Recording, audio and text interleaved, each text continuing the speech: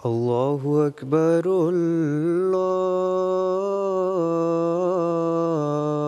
اللہ اکبر اللہ اکبر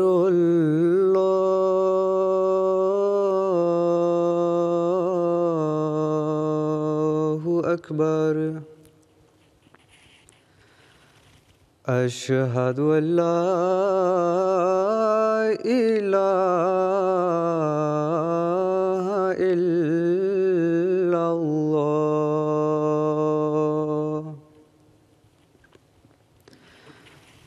اشہد ان لا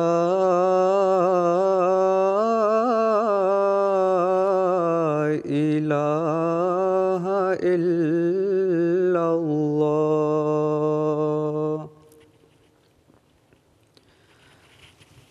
اشہد ان محمد رسول اللہ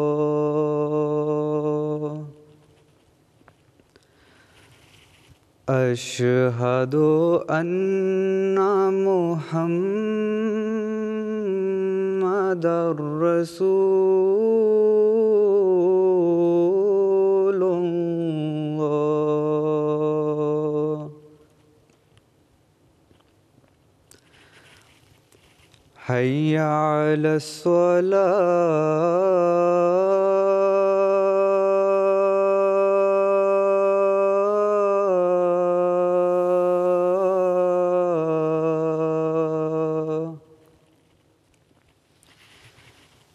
حی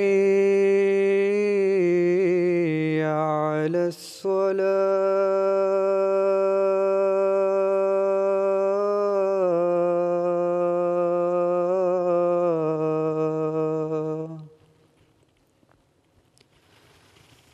حی علی الفلاح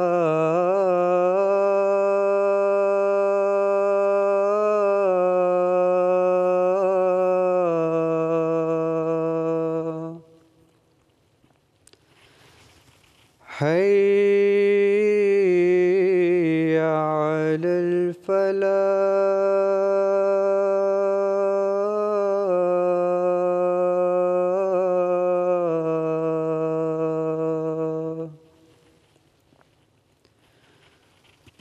اللہ اکبر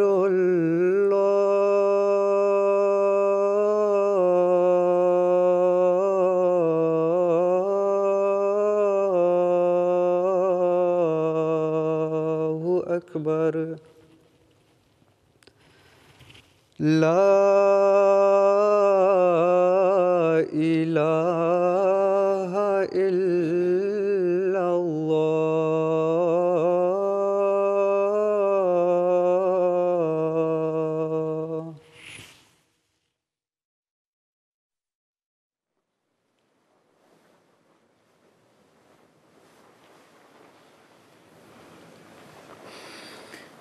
السلام علیکم السلام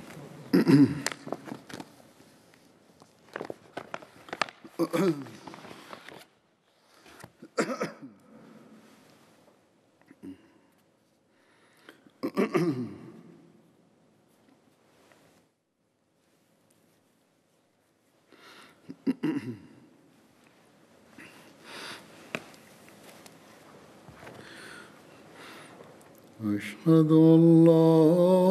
إله إلا الله وحده لا شريك له وأشهد أن محمدا عبده ورسوله أما بعد فأعوذ بالله من الشيطان الرجيم بسم الله الرحمن الرحيم الحمد لله رب العالمين الرحمن الرحيم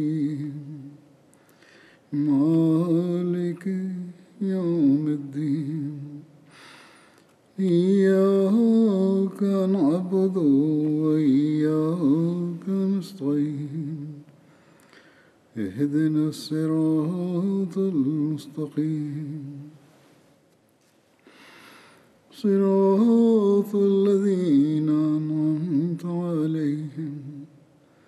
غير المغضوب عليهم ولا الضالين.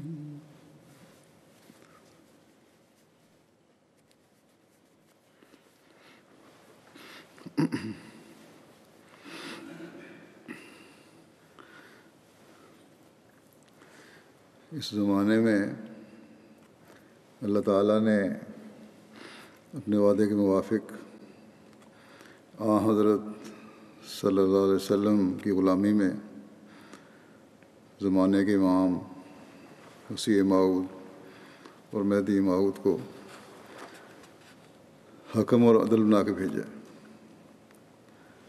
وہ حکم اور عدل جس نے اسلام کی حقیقی تعلیم کی روشنی میں تمام مسلمانوں کو امت واحدہ بنانا تھا، جس نے مختلف مسالک اور فرقوں کی غلط تشریحات اور فروعی اختلافات کو دور کر کے امت واحدہ بنانا تھا، جس نے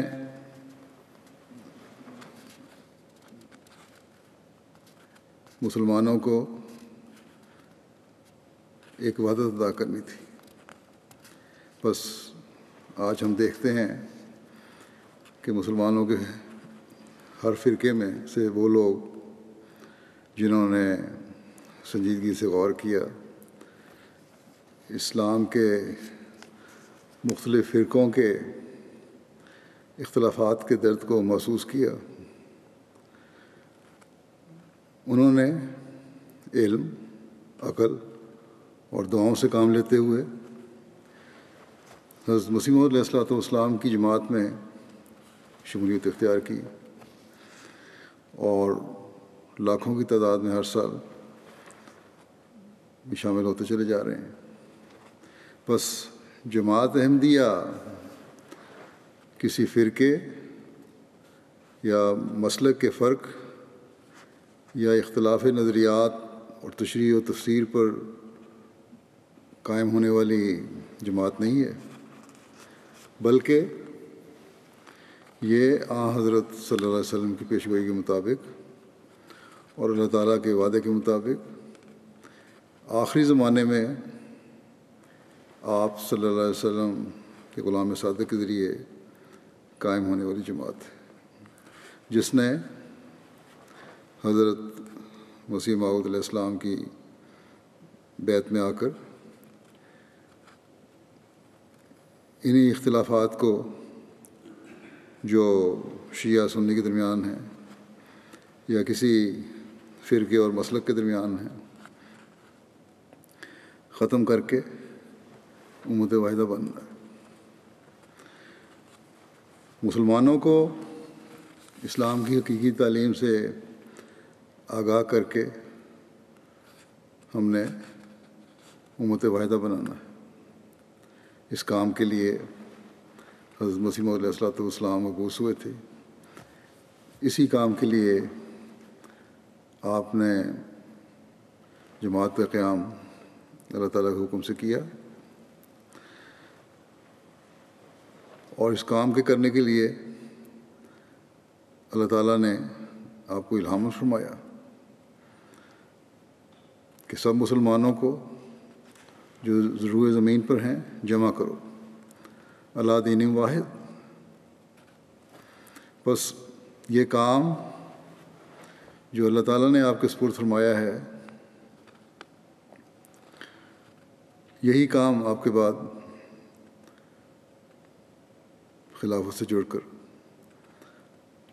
اس کی بیعت میں آ کر آپ کی قائم کردہ جماعت کا ہے. اور یہی ہم اللہ تعالیٰ کے فضل سے گزشتہ 130 سال سے کر رہے ہیں،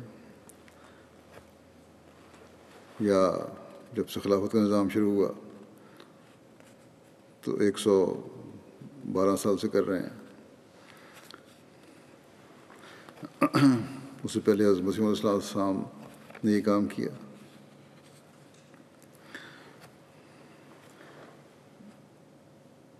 اور نہ صرف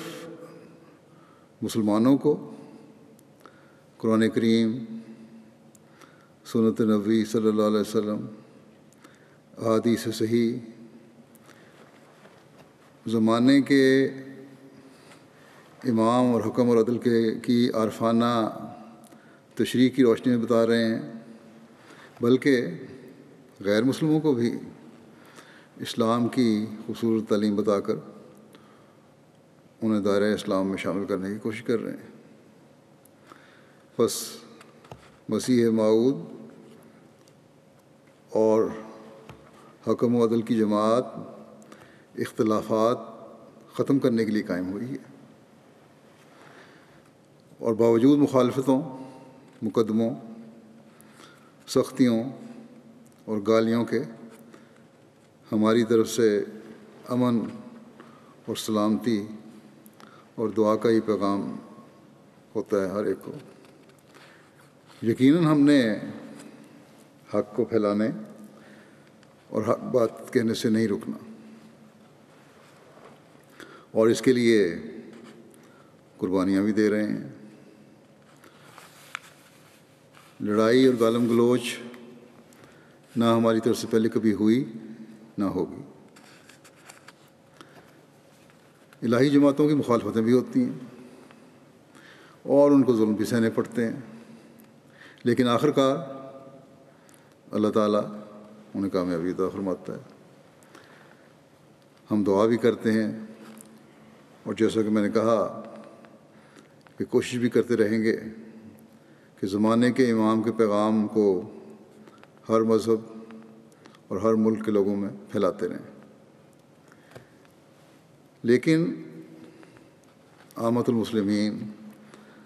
اور سنجیدہ طبع اور حق کے متلاشی اور فتنہ و فساد ختم کرنے کی خواہش رکھنے والے صاحب علم اور عقل لوگوں سے بھی میں کہتا ہوں کہ اس بات پر غور کریں. سینکڑوں سال سے ابتدا کی چند دہائیوں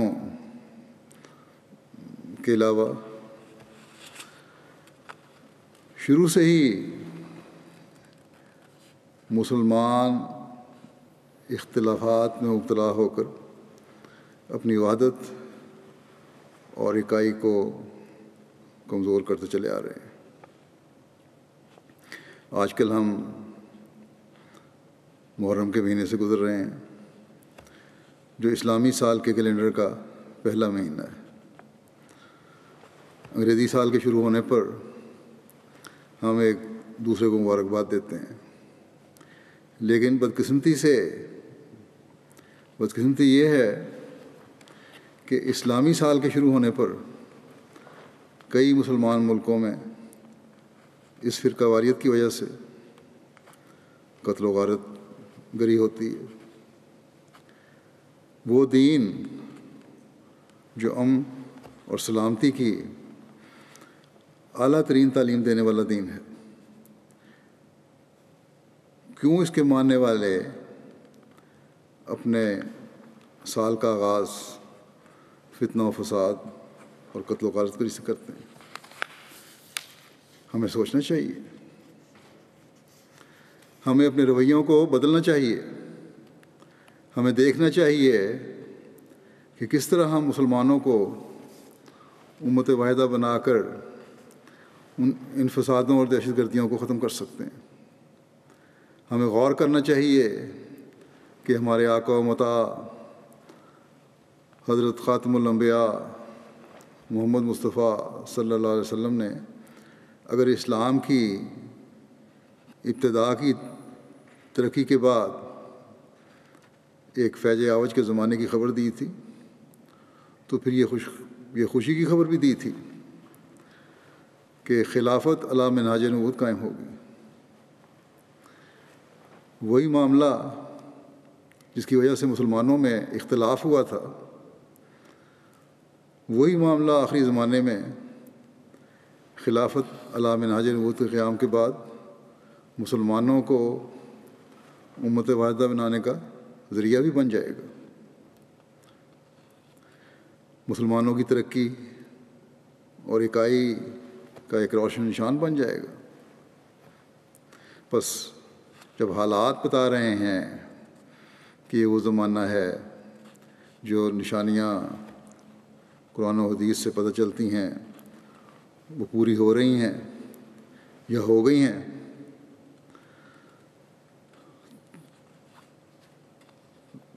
تو کیونکہ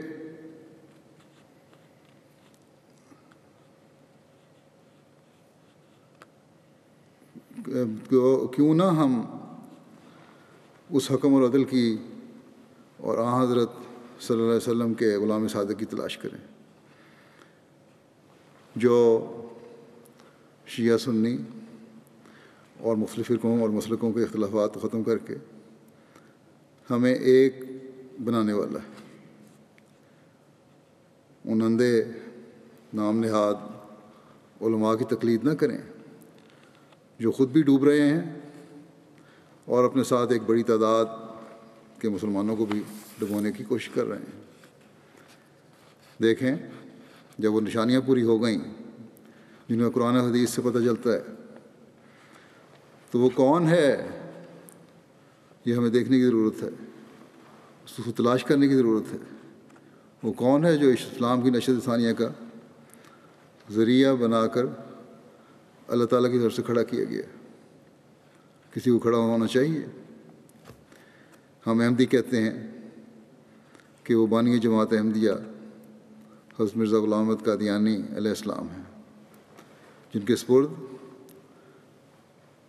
یا جن کے ذریعے سے اللہ تعالیٰ نے اسلام کی نشر ثانیہ کا کام، جن کے سپرد کام کیا ہے، یا جن کے ذریعے سے اللہ تعالیٰ اسلام کی نشر ثانیہ کروا رہا ہے یا کروائے گا، جنہوں نے جھگڑوں اور فسادوں کو امن و سلامتی میں بدلنا ہے۔ بس ہم میں اگر عقل ہے تو ہمیں چاہیے کہ ہم محرم کو صرف افسوس کرنے یا پھر اپنے بغضوں اور کینوں اور غصوں کا نکالنے کا مہینہ نہ بنائیں، اپنے جذبات کے اظہار کا صرف ذریعہ نہ بنائیں، بلکہ ایک دوسرے سے محبت اور پیار کا مہینہ بنائیں۔ اس حقیقی تعلیم پر چلیں جو اسلام کی تعلیم ہے، اس رہنما کے پیچھے چلیں جسے اس زمانے میں اللہ تعالیٰ نے حکم اور عدل کا مقام دیا ہے۔ تبھی ہم حقیقی مسلمان کہلا سکتے ہیں، تبھی ہم دنیا کو اپنے پیچھے چلا سکتے ہیں۔ حضرت مسیح موعود علیہ الصلوۃ والسلام نے ایک جگہ ایک عالم کو سمجھاتے ہوئے فرمایا کہ میری حیثیت ایک مولوی کی حیثیت نہیں ہے، بلکہ میری حیثیت سنن انبیاء کی حیثیت سے کسی حیثیت ہے۔ مجھے ایک سماوی آدمی مانو، پھر یہ سارے جھگڑے اور تمام نزاعیں جو مسلمانوں میں پڑی ہوئی ہیں ایک دم میں طے ہو سکتی ہیں۔ جو خدا کی طرف سے مامور ہو کر حکم بن کر آیا ہے، جو مانے قرآن شریف کے وہ کرے گا وہی صحیح ہوں گے، اور جس حدیث کو وہ صحیح قرار دے گا وہی صحیح حدیث ہوگی۔ ورنہ شیعہ سنی کے جھگڑے آج تک دیکھو کب طے ہونے میں آتے ہیں، ابھی تک تو نہیں ہوئے۔ شیعہ اگر تبرہ کرتے ہیں، یعنی خلفاء جو ہیں 3 خلفاء، ان کو برا بھلا کہتے ہیں، ان کے بارے میں غلط الفاظ استعمال کرتے ہیں، تو بعض ایسے بھی ہیں دوسروں میں سے جو حضرت علی کرم اللہ وجہ کی نسبت کہتے ہیں کہ برخلافت دلش بس مائل لیک بو بکر شد درمیاں حائل، کہ خلافت پر اس کا دل بہت مائل تھا، لیکن ابو بکر اس میں حائل ہو گیا، یعنی کہ خواہش تھی ان کی۔ فرماتے ہیں کہ مگر میں کہتا ہوں کہ جب تک یہ اپنا طریق چھوڑ کر مجھ میں ہو کر نہیں دیکھتے، یہ حق پر ہرگز نہیں پہنچ سکتے۔ اگر ان لوگوں کو اور یقین نہیں تو اتنا تو ہونا چاہیے کہ آخر مرنا ہے، اور مرنے کے بعد گن سے تو کبھی نجات نہیں ہو سکتی۔ آخر مرنا ہے، اور مرنے کے بعد گن سے تو کبھی نجات نہیں ہو سکتی۔ سب و شتم جب ایک شریف آدمی کے نزدیک پسندیدہ چیز نہیں ہے، پھر خدائے قدوس کے حضور عبادت کب ہو سکتی ہے؟ اسی طرح غلط کام کو کر رہا ہے انسان، ظلم کر رہا ہے، تو اس کی عبادت تو پھر اللہ کے حضور عبادت نہیں کہلا سکتی۔ اسی لیے فرمایا کہ اس لیے تو میں کہتا ہوں کہ میرے پاس آؤ، میری سنو، تاکہ تمہیں حق نظر آوے۔ میں تو سارا ہی چولا اتارنا چاہتا ہوں، سچی توبہ کر کے مومن بن جاؤ۔ یہ جو بناوٹوں کا اور غلط عقائد کا چولا پہنا ہوا ہے، اس کو اتارو، سچی توبہ کرو، تبھی مومن بن سکتے ہو۔ پھر جس امام کے تم منتظر ہو، میں کہتا ہوں وہ میں ہوں، اس کا ثبوت مجھ سے لو۔ بس یہ ہے وہ حقیقت جس سے دین کا صحیح ادراک ہو سکتا ہے، کہ آپس کی لڑائی جھگڑوں، اناؤں کو ختم کر کے پھر اللہ تعالیٰ کے حضور حاضر ہوں، ان سے دعا کریں، حقیقی توبہ کریں۔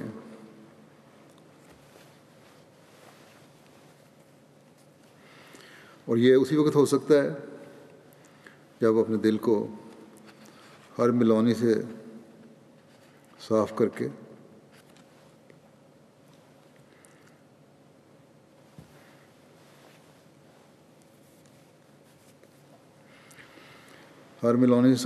اللہ تعالیٰ کے آگے جھکا جائے، پھر اللہ تعالیٰ صحیح رہنمائی فرماتا ہے۔ حضرت مسیح علیہ السلام نے خلفائے راشدین کے مرتبہ و مقام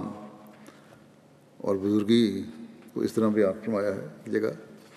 آپ فرماتے ہیں، اور میں یہ جانتا ہوں کہ کوئی شخص میں تو یہ جانتا ہوں کہ کوئی شخص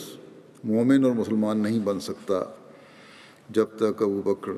عمر، عثمان، علی رضوان اللہ علیہم اجمعین کا سا رنگ پیدا نہ ہو۔ وہ دنیا سے محبت نہ کرتے تھے، بلکہ انہوں نے اپنی زندگیاں خدا تعالیٰ کی راہ میں وقف کی ہوئی تھیں۔ بس یہ مقام ہے حضرت مسیح علیہ السلام کی نظر میں کہ حقیقی مومن اور مسلمان بننے کے لیے ان چاروں خلفاء کو اپنے لیے اسوہ بنانا ہوگا۔ جب یہ ہو تو پھر کہاں فرقہ اور کہاں مسلک، کیا بحث رہ جاتی ہے اس کی؟ بس جماعت احمدیہ کا تو یہ عقیدہ ہے کہ یہ سب ہمارے لیے نمونہ ہیں، اور جب یہ عقیدہ ہو تو کیا جماعت احمدیہ ہی ایک ایسی جماعت نہیں رہ جاتی جو مسلمانوں سے تفریق ختم کر کے، ان کے درمیان تفریق ختم کر کے ان وحدت پیدا کرنے والی جماعت ہے؟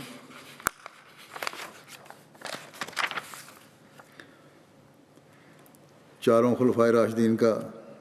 ایک مقام و مرتبہ ہے۔ ہر ایک کے مقام و مرتبہ کو حضرت مسیح علیہ السلام نے بڑی تفصیل سے بیان فرمایا ہے مختلف جگہوں پر۔ ہر ایک کے اس مقام کو پہچاننے کے لیے میں بعض اقتباسات پیش کرتا ہوں تاکہ نئے آنے والوں اور نوجوانوں کو بھی سمجھ آ جائے کہ کیا ہمارا مسلک ہے، کیا ہم یقین کرتے ہیں، کیا ہمارا عقیدہ ہے۔ حضرت مسیح علیہ السلام فرماتے ہیں، اس زمانے میں بھی مسلمہ نے، یعنی حضرت ابو بکر کے زمانے میں شروع میں ابتدا میں مسلمہ نے عبادتی رنگ میں لوگوں کو جمع کر رکھا تھا، غلط قسم کا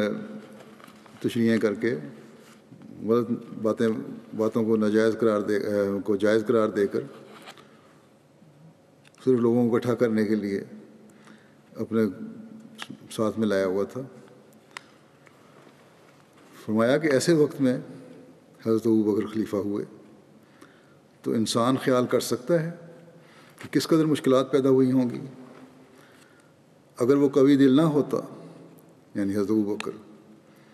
اور حضرت نبی کریم صلی اللہ علیہ وسلم کے ایمان کا رنگ اس کے ایمان میں نہ ہوتا تو بہت ہی مشکل پڑتی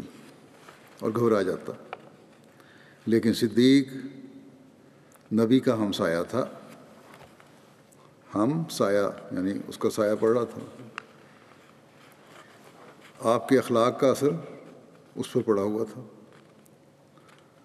اور دل نور یقین سے بھرا ہوا تھا۔ اس لیے وہ شجاعت اور استقلال دکھایا کہ حضرت صلی اللہ علیہ وسلم کے بعد اس کی نظیر ملنی مشکل ہے۔ ان کی زندگی اسلام کی زندگی تھی، یہ ایسا مسئلہ ہے کہ اس پر کسی لمبی بحث کی حاجت ہی نہیں۔ اس زمانے کے حالات پڑھ لو اور پھر جو اسلام کی خدمت ابو بکر رضی اللہ عنہ نے کی ہے اس کا اندازہ کر لو۔ میں سچ کہتا ہوں کہ ابو بکر صدیق رضی اللہ عنہ اسلام کے لیے آدم ثانی ہیں۔ میں یقین رکھتا ہوں کہ اگر حضرت صلی اللہ علیہ وسلم کے بعد ابو بکر کا وجود نہ ہوتا تو اسلام بھی نہ ہوتا۔ یعنی دشمن کے حملوں سے بچانے کے لیے، شریعت کو محفوظ کرنے کے لیے اس وقت اللہ تعالیٰ نے حضرت ابو بکر صدیق کو ہی کھڑا کیا تھا، اور آپ نے اسلام کے وجود کو حضرت صلی اللہ علیہ وسلم کی خاص تربیت اور خاص تعلق کی وجہ سے زندگی بخشی اور دشمن کے حملے کو ناکام و نامراد کیا۔ فرمایا کہ ابو بکر صدیق کا بہت بڑا احسان ہے کہ اس نے اسلام کو دوبارہ قائم کیا، اپنی قوت ایمانی سے کل باغیوں کو سزا دی اور امن کو قائم کر دیا، اسی طرح پر جیسے خدا تعالیٰ نے فرمایا اور وعدہ کیا تھا کہ میں سچے خلیفہ پر امن کو قائم کروں گا۔ یہ پیش گوئی حضرت صدیق کی خلافت پر پوری ہوئی اور آسمان نے اور زمین نے عملی طور پر شہادت دے دی۔ بس یہ صدیق کی تعریف ہے کہ اس میں صدق اس مرتبہ اور کمال کا ہونا چاہیے۔ پھر حضرت عمر رضی اللہ عنہ کے اوصاف اور مقام کا ذکر کرتے ہوئے حضرت اقدس مسیح موعود علیہ السلام ایک جگہ فرماتے ہیں، حضرت عمر رضی اللہ عنہ کا درجہ جانتے ہو کہ صحابہ میں کس قدر بڑا ہے؟ یہاں تک کہ بعض اوقات ان کی رائے کے موافق قرآن شریف نازل ہو جایا کرتا تھا، اور ان کے حق میں یہ حدیث ہے کہ شیطان عمر کے سائے سے بھاگتا ہے۔ دوسری یہ حدیث ہے کہ اگر میرے بعد کوئی نبی ہوتا تو عمر ہوتا۔ تیسری یہ حدیث ہے کہ پہلی امتوں میں محدث ہوتے رہے ہیں، اگر اس امت میں کوئی محدث ہے تو وہ عمر ہے۔ پھر ایک جگہ حضرت ابو بکر، حضرت عمر اور حضرت عثمان کا ذکر کرتے ہوئے مجموعی طور پر آپ نے فرمایا کہ میرے رب نے مجھ پر یہ ظاہر کیا ہے کہ صدیق اور فاروق اور عثمان رضی اللہ عنہ نیکوکار اور مومن تھے، اور ان لوگوں میں سے تھے جنہیں اللہ نے چن لیا اور جو خدائے رحمان کی عنایات سے خاص کیے گئے، اور اکثر صاحبان معرفت نے ان کے محاسن کی شہادت دی۔ انہوں نے بزرگ و برتر خدا کی خوشنودی کی خاطر وطن چھوڑے، ہر جنگ کی بھٹی میں داخل ہوئے، اور ہر موسم گرما کی دوپہر کی تپش اور سردیوں کی رات کی ٹھنڈک کی پرواہ نہ کی، بلکہ نوخیز جوانوں کی طرح دین کی راہوں پر محو خرام ہوئے اور اپنوں اور غیروں کی طرف مائل نہ ہوئے، اور اللہ رب العالمین کی خاطر سب کو خیر بات کہہ دیا۔ ان کے اعمال میں خوشبو اور ان کے افعال میں مہک ہے، اور یہ سب کچھ ان کے مراتب کے باغات اور ان کی نیکیوں کے گلستانوں کی طرف رہنمائی کرتا ہے، اور ان کی باد نسیم اپنے معطر جھونکوں سے ان کے اسرار کا پتہ دیتی ہے، اور ان کے انوار اپنی پوری تابانیوں سے ہم پر ظاہر ہوتے ہیں۔ یہ حوالے جو ہیں بہت سارے ان میں سے جو پڑھ رہا ہوں سر الخلافہ کے ہیں، یہ عربی کی کتاب ہے۔ عربی ترجمہ کرنے والے فی الحال تو شاید فوری طور پر اس معیار کا ترجمہ نہیں کر سکیں گے، جو دوبارہ ریپیٹ ہو تو اصل کتاب سے یہ حوالے لے کے ترجمہ کر دیں۔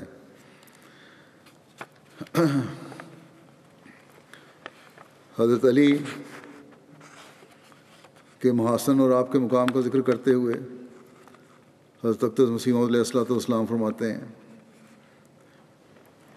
آپ رضی اللہ تعالیٰ عنہ تقوی شعار، پاک باطن، اور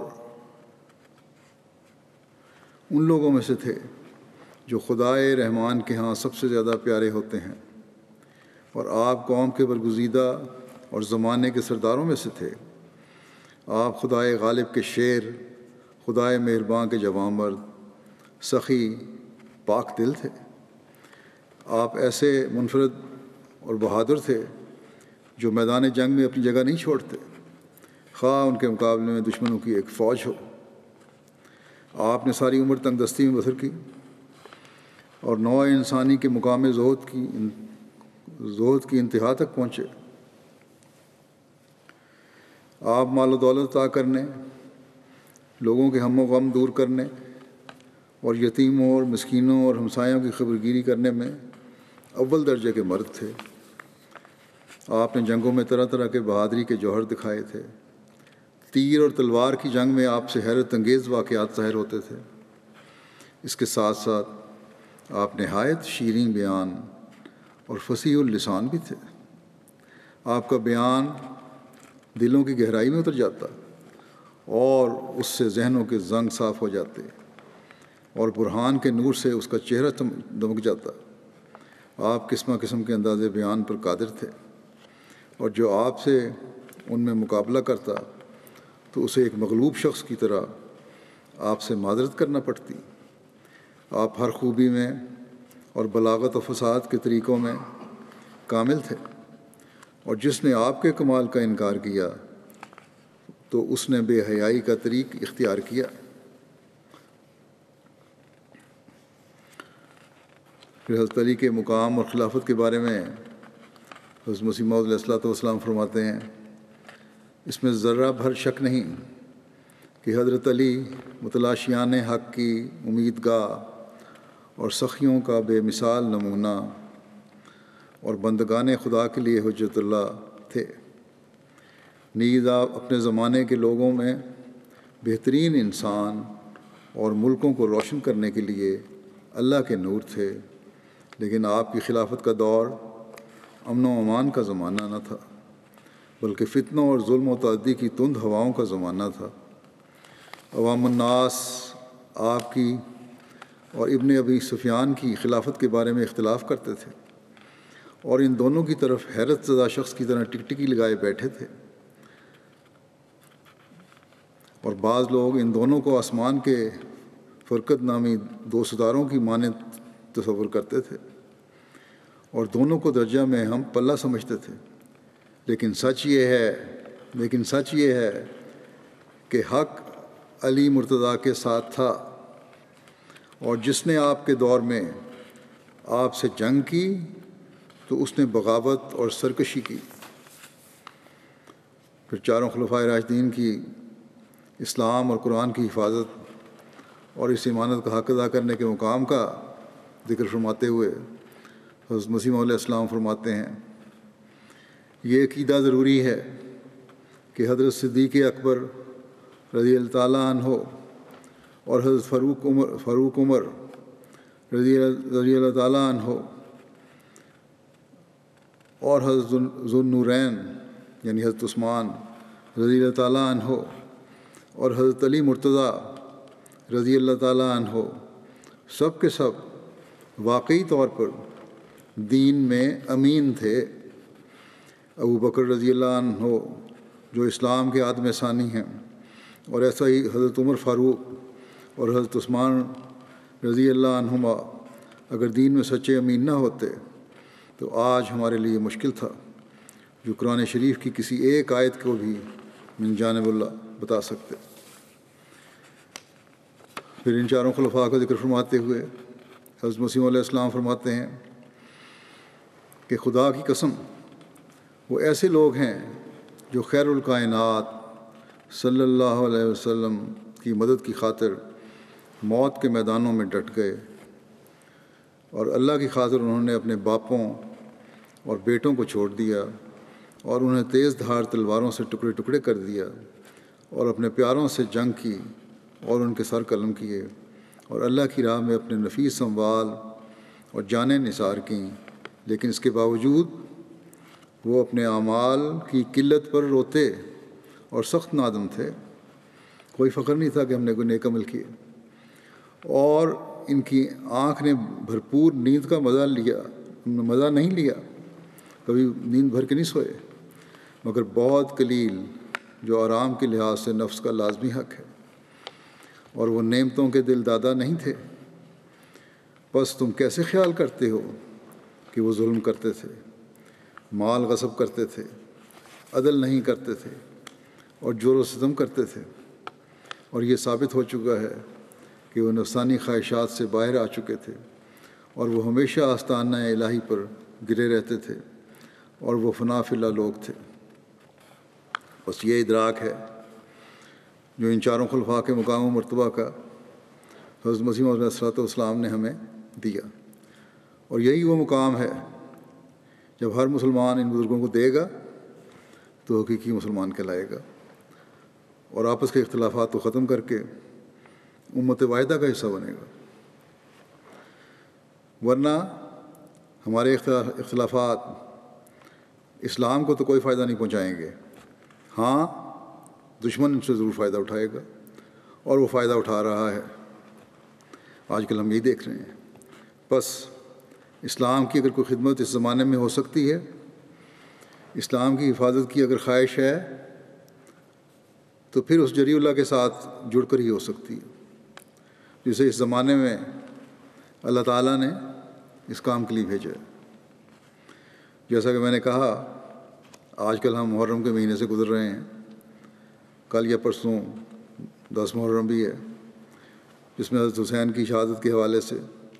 شیعہ اپنے جذبات کا اظہار بھی کرتے ہیں۔ یقیناً یہ ایک ظالمانہ فعل تھا جس طرح حضرت حسین کو شہید کیا گیا۔ جب ان جذبات کا اظہار شیعہ حضرات کرتے ہیں، یا عام حالات میں بھی جو جذبات ہیں شیعہ حضرات کے حضرت حسین کے بارے میں، حضرت علی کے بارے میں، تو یہ سمجھا جاتا ہے عموماً ہمارے بارے میں یا حضرت مسیح علیہ الصلوۃ والسلام کے بارے میں کہ حضرت مسیح علیہ الصلوۃ والسلام نے یا آپ کی جماعت نے خاندان نبوت کے مقام کو نہیں پہچانا۔ اس غلط فہمی کو جماعت احمدیہ ہمیشہ دور کرنے کی کوشش بھی کرتی رہی ہے۔ حضرت مسیح علیہ السلام نے حضرت علی کے بارے میں جو فرمایا ہے، اور ابھی میں نے پیش بھی کیا ہے کچھ حوالے، اس سے اس کی وضاحت بھی ہو جاتی ہے کہ حضرت علی رضی اللہ عنہ کا مقام و مرتبہ حضرت مسیح علیہ الصلوۃ والسلام کی نظر میں کیا تھا، لیکن ساتھ ہی یہ بھی کہ ہم اس بات پر بھی یقین رکھتے ہیں کہ باقی 3 خلفاء بھی برحق تھے۔ بہرحال اس وقت میں اس حوالے سے بھی کچھ بیان کروں گا حضرت مسیح علیہ الصلوۃ والسلام کی تحریرات اور فرمودات کے حوالے سے کہ آپ کی نظر میں خاندان نبوت کا کیا مقام تھا،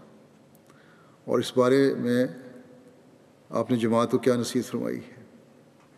حضرت مسیح علیہ السلام نے اپنی کتاب سر الخلافہ میں حضرت علی اور خاندان کے بارے میں،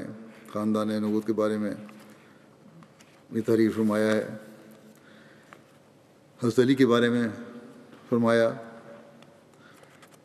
کہ آپ لاچاروں کی غمخاریوں کی جانب ترغیب دلاتے اور قناعت کرنے والوں اور خستہ حالوں کو کھانا کھلانے کا حکم دیتے۔ آپ اللہ کے مقرب بندوں میں سے تھے، آپ اللہ کے مقرب بندوں میں سے تھے، اور اس کے ساتھ ساتھ آپ فرقان حمید کے جامع معرفت نوش کرنے میں سابقین میں سے تھے۔ قرآن کریم کے معرفت بھی آپ کو حاصل تھی اور بہت بڑے ہوئے تھے،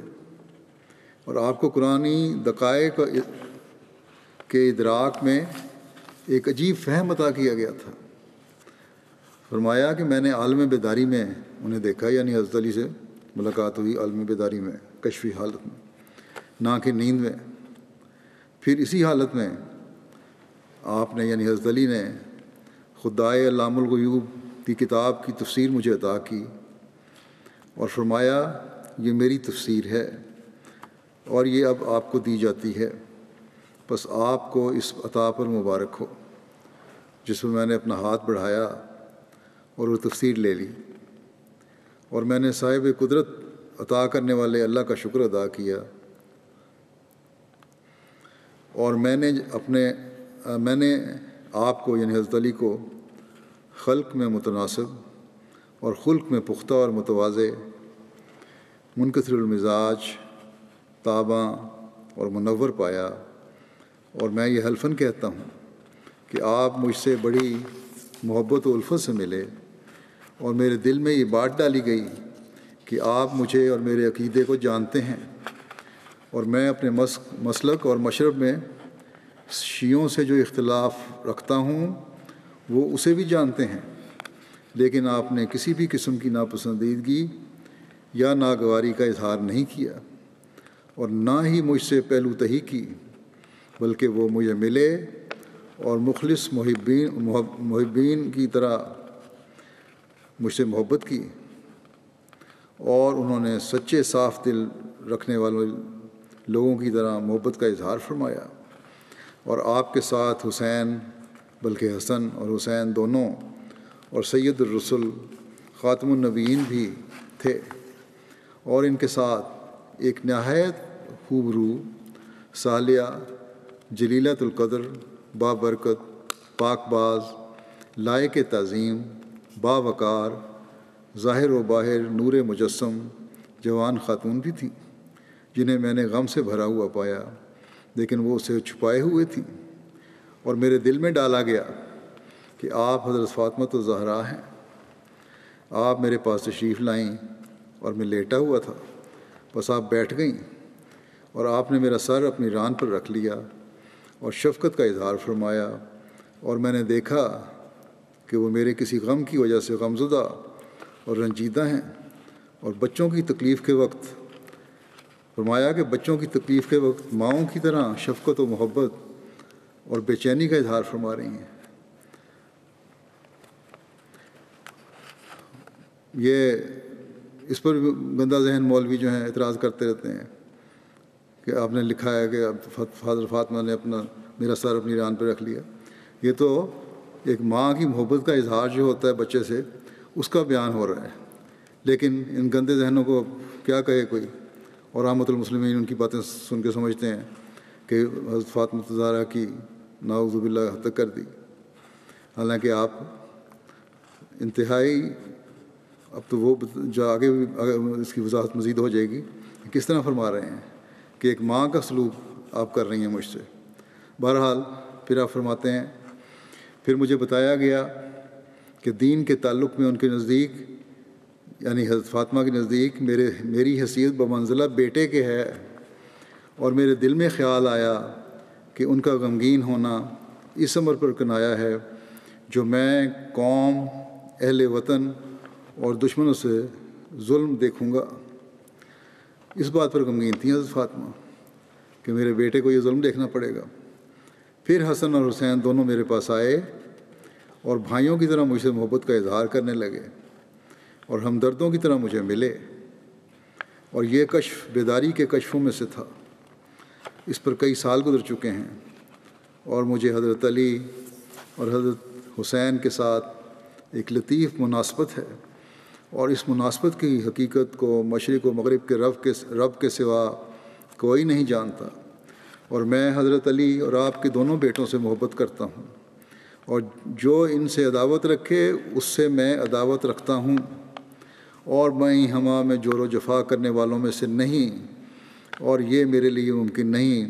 کہ میں اس سے اعراض کروں جو اللہ نے مجھ پر منکشف فرمایا، اور نہ ہی میں حد سے تجاوز کرنے والوں سے ہوں۔ پھر ایک جگہ حضرت مسیح علیہ السلام فرماتے ہیں، میں نے اس قصیدے میں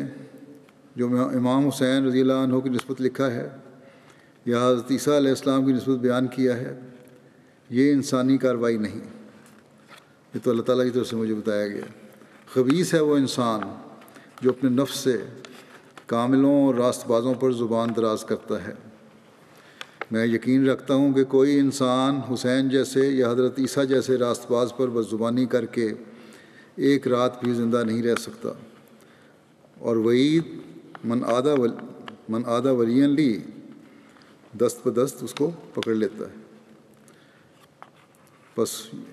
مبارک وہ جو آسمان کے مسالے کو سمجھتا ہے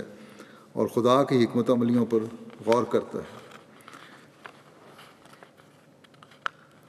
یہ حدیث کا جو حوالہ دیا آپ نے، اس سے مراد ہے جس نے میرے ولی سے دشمنی کی، من عادی لی ولین فقط اذنتہ بالحرب، کہ جس نے میرے ولی سے دشمنی کی اختیار کی تو میں نے اس کے ساتھ اعلان جنگ کر دیا۔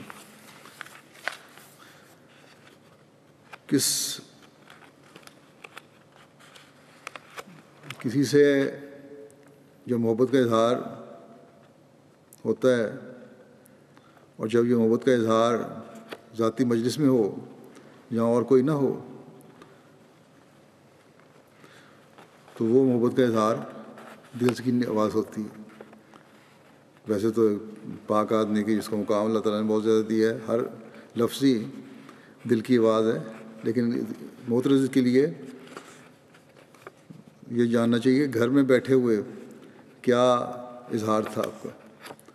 آپ نے صرف تحریرات میں یا فرمودات میں یا مجالس میں بیان نہیں فرمایا حضرت امام حسین کا ذکر، یا حضرت صلی اللہ علیہ وسلم کے خاندان سے محبت کا اظہار ظاہری طور پر نہیں کیا، بلکہ گھریلو مجلس میں بچوں کے ساتھ بیٹھ کر بھی جذبات کا اظہار کیا۔ حضرت مرزا بشیر احمد صاحب رضی اللہ عنہ بیان کرتے ہیں کہ رسول پاک صلی اللہ علیہ وسلم کے ساتھ اسی عشق کی وجہ سے حضرت مسیح موعود علیہ السلام کو آپ کی آل و اولاد اور آپ کے صحابہ کے ساتھ بے پناہ محبت تھی۔ چنانچہ ایک دفعہ جب محرم کا مہینہ تھا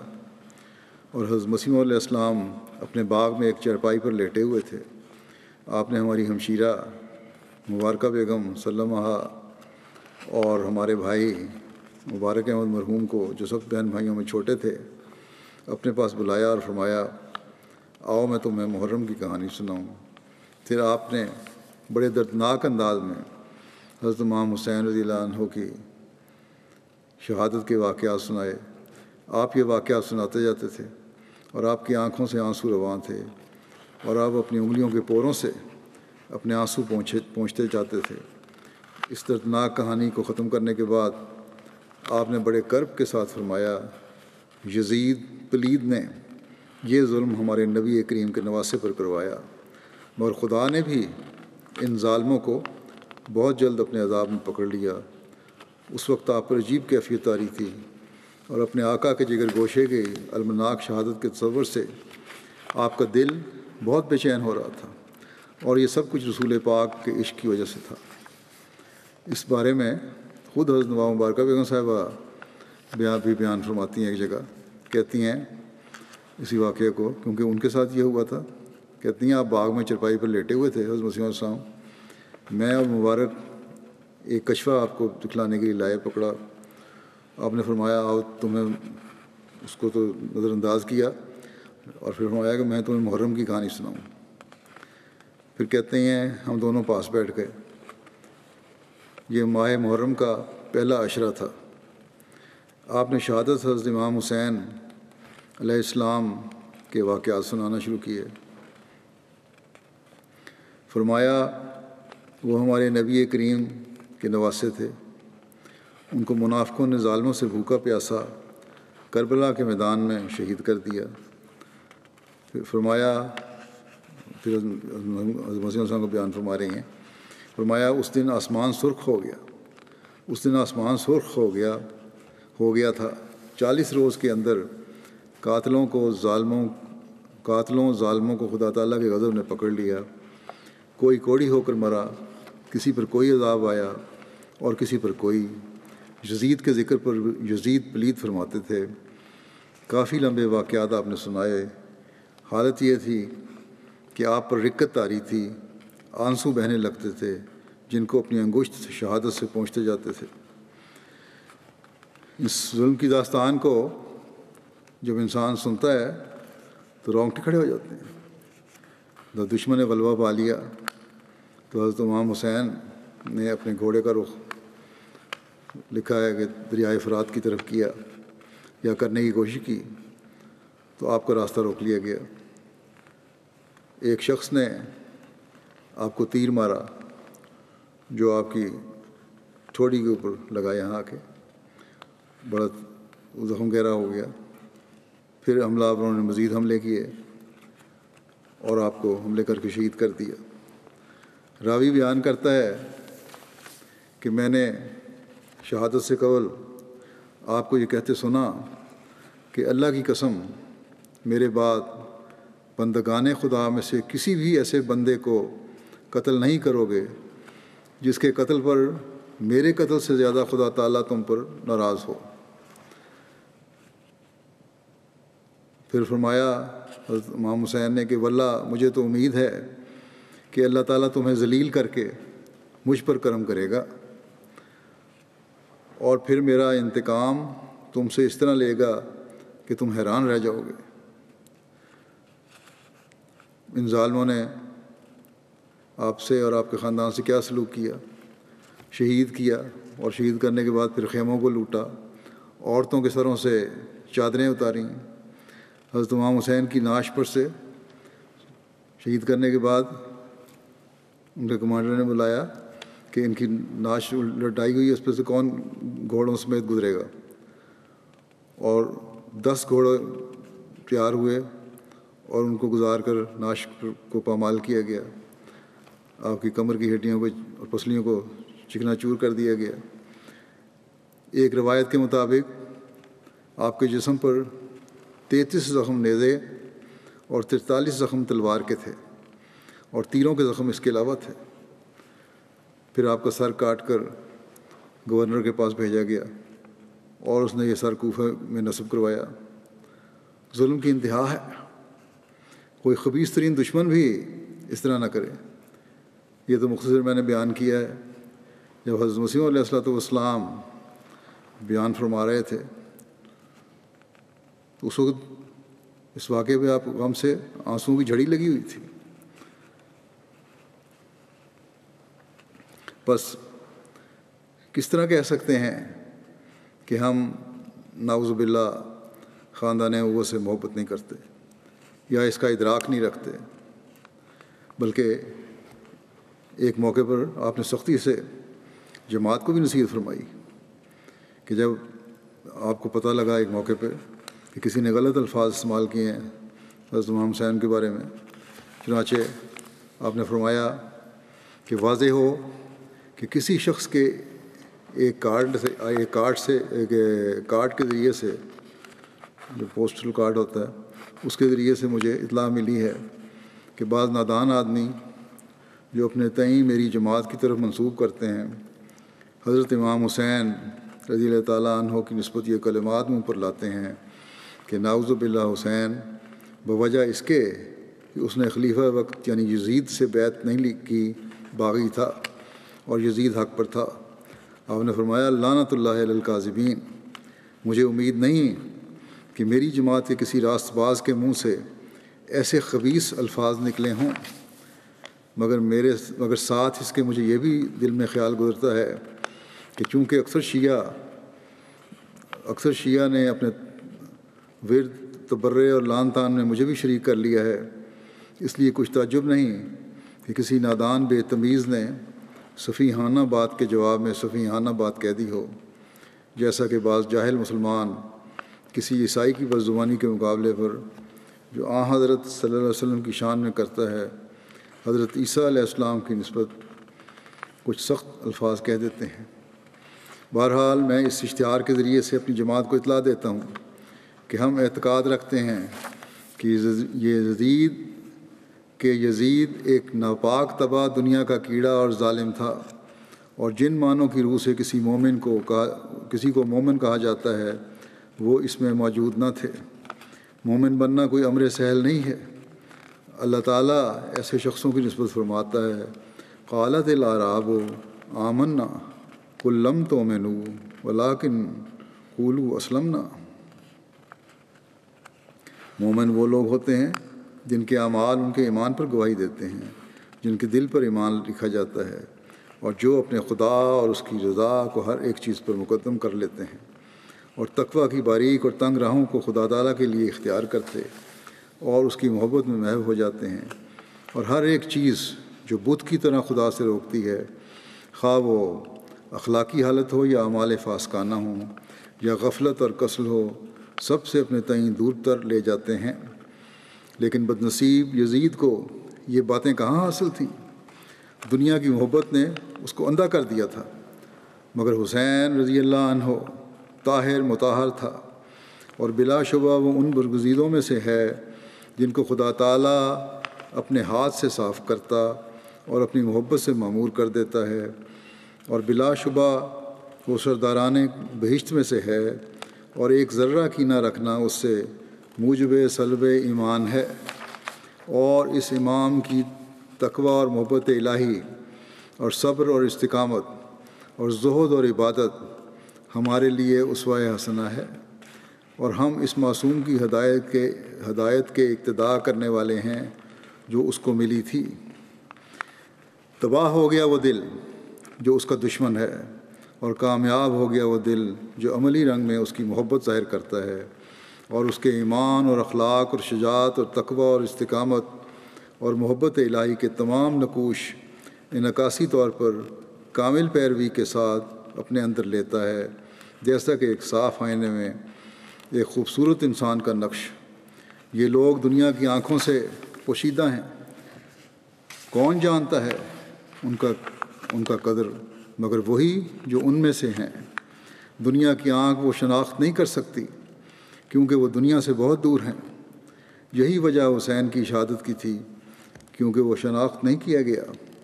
دنیا نے کسی پاک اور برگزیدہ سے اس کے زمانے میں محبت کی، تا حسین سے بھی محبت کی جاتی۔ غرض یہ امر نہایت درجے کی شقاوت اور بے ایمانی میں داخل ہے کہ حسین رضی اللہ عنہ کی تحقیر کی جائے، اور جو شخص حسین یا کسی اور بزرگ کی جو ائمہ مطہرین میں سے ہے تحقیر کرتا ہے، یا کوئی کلمہ استخفاف کا ان کی نسبت اپنی زبان پر لاتا ہے، وہ اپنے ایمان کو ضائع کرتا ہے، کیونکہ اللہ جل شانہ اس شخص کا دشمن ہو جاتا ہے جو اس کے برگزیدوں اور پیاروں کا دشمن ہے۔ بس یہ کس طرح ہو سکتا ہے کہ حضرت مسیح علیہ الصلوۃ والسلام کو یہ سب کچھ سننے کے بعد ہم کہیں کہ آل محمد سے محبت نہیں تھی؟ جس محبت کا ادراک آپ کو تھا وہ کسی اور کو نہیں ہو سکتا، اور یہی آپ نے فرمایا بھی ہے۔ لیکن جہاں شیعہ غلف کی حد تک گئے ہیں وہاں ان کو حقیقت بھی آپ نے بتائی ہے، اور جہاں سنی غلط ہوئے وہاں انہیں بھی بتایا کہ اصلاح کرو، اور یہی حکم اور عدل کا کام ہے۔ اور اسلام کی حقیقی تعلیم کے پھیلانے اور رائج کرنے کے اسی کام کے لیے اللہ تعالیٰ نے آپ کو بھیجا تھا۔ لیکن اس کے باوجود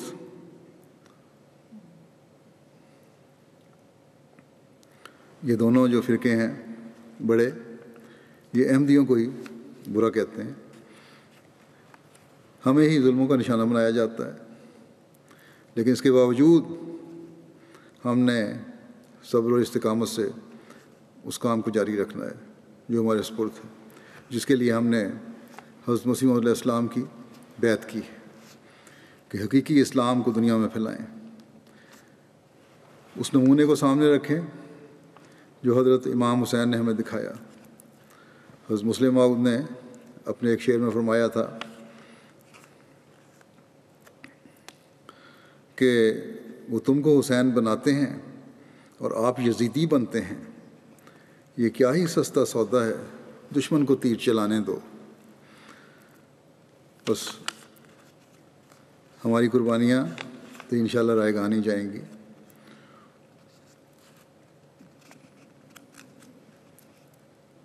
اس مرتبہ حضرت مسیح موعود نے بھی ایک جگہ فرمایا ہے کہ اب نتیجے جو ہیں، مجھے جو حسین سے نسبت تو ہے لیکن نتیجہ وہ نہیں نکلے گا، نتیجہ اس دفعہ اس کے الٹ ہے، کیونکہ اللہ تعالیٰ نے یہ مقدر کیا ہے کہ کامیابی ملے۔ اس لیے اس دفعہ فتح جو ہے وہ حسینی صفات رکھنے والوں کی ہوگی، ظاہری فتح بھی انشاءاللہ تعالیٰ، اور دشمن ناکام و نامراد ہوں گے۔ بس ہمیں چاہیے کہ اس کے لیے آج کل خاص طور پہ اس مہینے میں بھی اور ہمیشہ، جبکہ دشمنی بھی آج کل اپنے عروج پر زوروں پر ہے، خاص طور پر پاکستان میں بھی اور دوسری جگہوں بھی، دعاؤں پر بہت زور دیں، درود شریف پڑھنے پر بہت زور دیں، اور جتنا اللہ تعالیٰ کے حضور ہم جھکیں گے اتنا ہی جلدی اللہ تعالیٰ ہمیں فتح نصیب کرے گا، کامیابی و کامرانی نصیب فرمائے گا۔ ان دنوں میں خاص طور پہ دوسرے مسلمانوں کے لیے بھی دعا کریں، وہ مسلمان فرقے ایک دوسرے کی گردنیں کاٹنے پر لگے ہوئے ہیں، اور ان دنوں میں خاص طور پر جب 10 محرم آتی ہے تو تاریخ ابھی تک تو یہی بتا رہی ہے کہ کہیں نہ کہیں امام بارگاہوں پہ اور تازیوں پہ یا مختلف جگہوں پر حملے بھی ہوتے ہیں، اور پھر کئی لوگوں کو شہید کیا جاتا ہے، دین کے نام پہ شہید کیا جاتا ہے۔ تو اللہ تعالیٰ عقل دے، اور یہ سال، اس سال کم از کم ایسی کہیں اطلاع نہ ملے کسی بھی ملک سے کہ جہاں مسلمانوں نے مسلمانوں کو ایک مارا ہو، اور اس حقیقت کو بھی جلد پہچاننے والے ہوں یہ مسلمان کہ اسلام کی فتح جو اللہ تعالیٰ نے مقدر کی ہے وہ حضرت مسیح موعود علیہ الصلوۃ والسلام کے ذریعے سے ہی کی ہے، اور ان کو یہ سمجھ آ جائے کہ ہماری کامیابی اب اسی میں ہے کہ زمانے کے امام اور مسیح موعود علیہ الصلوۃ والسلام کی بیعت میں آ جائیں۔ اللہ تعالیٰ ان کو توفیق بھی عطا فرمائے۔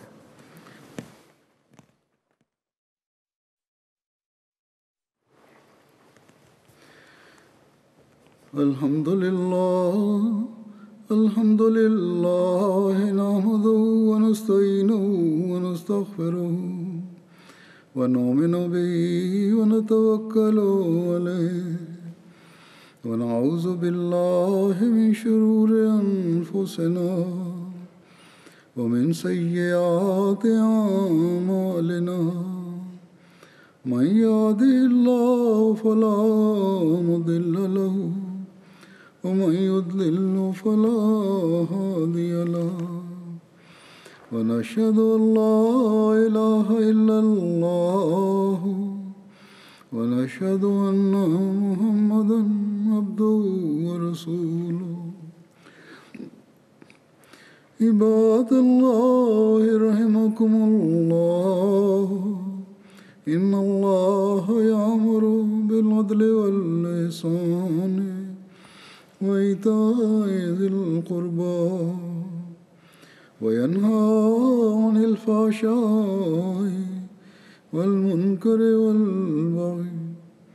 يعظكم لعلكم تذكرون اذكروا الله يذكركم وادعوه يستجب لكم ولذكر الله أكبر